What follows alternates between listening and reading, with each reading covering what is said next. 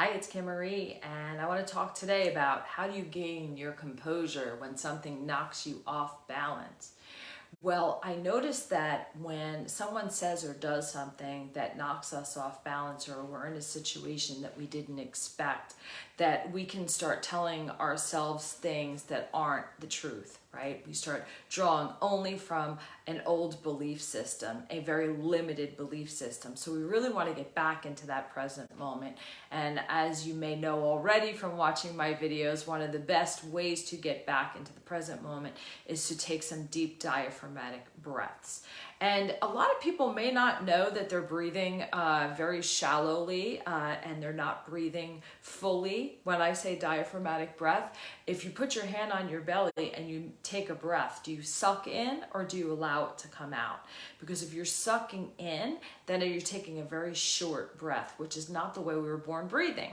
The way we were born breathing, if you watch a baby breathe or if you watch your dog or cat while they're sleeping, their belly goes in and out as they breathe. So that's what I want you to do. Put your hands on your belly, and as you inhale, blow it up like a balloon.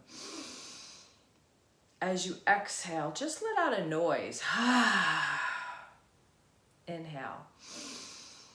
Filling that belly with air. Exhale, emptying the air. Inhale, filling the air.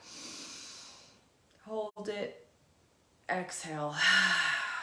And do that a few times. 3 to 5 times is enough, but if you need to do more, depending on how stressed you are. And then you want to imagine that there are roots growing from the bottom of your feet and your tailbone, and those roots are growing down through the ground. So you're closing your eyes, you're doing the breathing, you're imagining the roots growing down through the ground into the earth, and you're plugging back into the earth. And now imagine yourself with your eyes closed. Imagine yourself like a willow tree. A willow tree just goes with the flow. When the winds and the storms come, it almost looks like it's dancing. It doesn't snap, it's not rigid, it doesn't get uprooted, right? So a lot of times what we need is to be grounded. And the story that we tell ourselves are these old running tapes that are always ready. They're kind of like in the tabs that are up on a computer that we're not even aware that are in the background, and they're draining our energy. And they're things like, oh, they don't respect me, or I'm not valuable, or I'm not lovable. And you may not exactly say those things to yourself, but you say things that reflect those beliefs.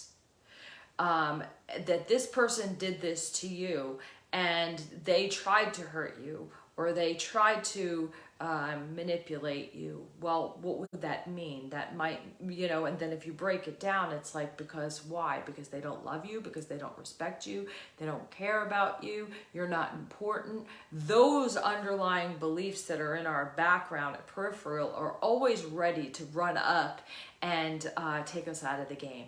So we want to get grounded. So again, when we take a couple of deep breaths and we center ourselves and we allow the oxygen in our body, we allow the oxytocin and serotonin back in our brain. Again, we're getting the feel good energy. We're getting the hormones we need to, number one, feel good, but to stay present.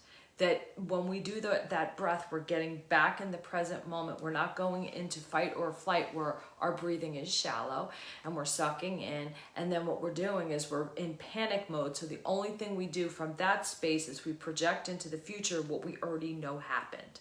So we'll continue a dissatisfactory life based on past events that were never really the truth. Because when something happens to us, and we are in fight or flight, we make a decision about that, and we decide, again, we're not valuable, we're not lovable, we're not this, and it doesn't feel good, so we make a story around that, which can keep you stuck. So being present allows you to look at it differently, allows you to approach it from a different angle, allows you to get more inquisitive and say, is that really what's going on? Is that really 100% of the truth? Do we know that for a fact? Or is this just something that we're speculating based on a past feeling or experience. So that's what the goal is today, is to get into the present moment and to get grounded in any situation. And then from there, is it absolute truth? Is it possible that that's not the absolute truth? That they don't, that you're not important and you're not lovable and you're not valuable, because that's usually what we end up telling ourselves. I don't think that's the absolute truth, right? And if someone is showing you that, then it gives you the opportunity to say, well, this situation doesn't make me feel valued.